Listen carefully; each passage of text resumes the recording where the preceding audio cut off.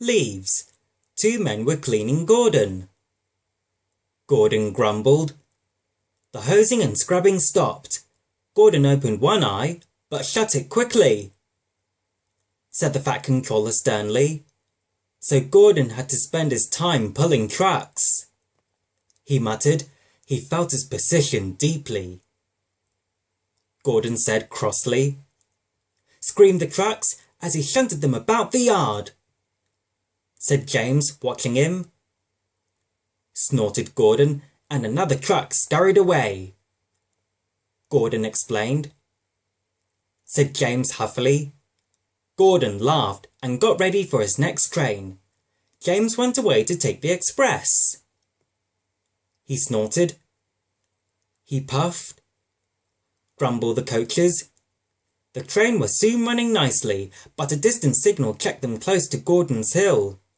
Gordon's Hill used to be bleak and bare. Strong winds from the sea made it hard to climb. Trees were planted to give shelter, and in summer the trains run through a leafy avenue. Now autumn had come, and dead leaves fell. The wind usually puffed them away, but today rain made them heavy, and they did not move. The home signal showed clear, and James began to go faster. He started to climb the hill. He puffed confidently. Halfway up, he was not so sure. He panted desperately, but try as he would, his wheels slipped on the leaves, and he couldn't pull the train at all. He gasped. Soothed his driver. His fireman put sand on the rails to help him grip, but James's wheels spun so fast that they only ground the sand and leaves to slippery mud, making things worse than before. The train slowly stopped. Then, whistled James, for though his wheels were turning forwards, the heavy coaches pulled him backwards, and the whole train started slipping down the hill. His driver shut off steam, carefully put on the brakes, and skillfully stopped the train. He sat down and mopped his face. Said the fireman.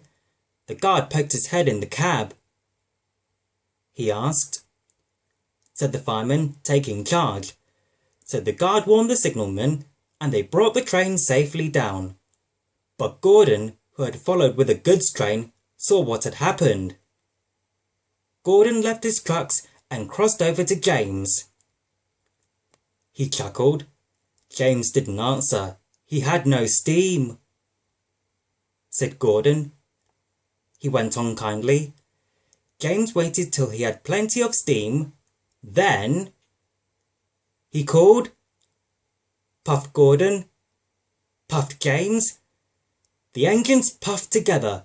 Clouds of smoke and steam towered from the snorting engines as they struggled up the hill. Puffed James.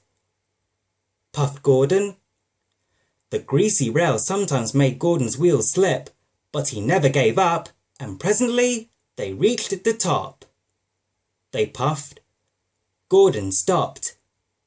He whistled, answered James. Gordon watched the coaches wistfully till they were out of sight.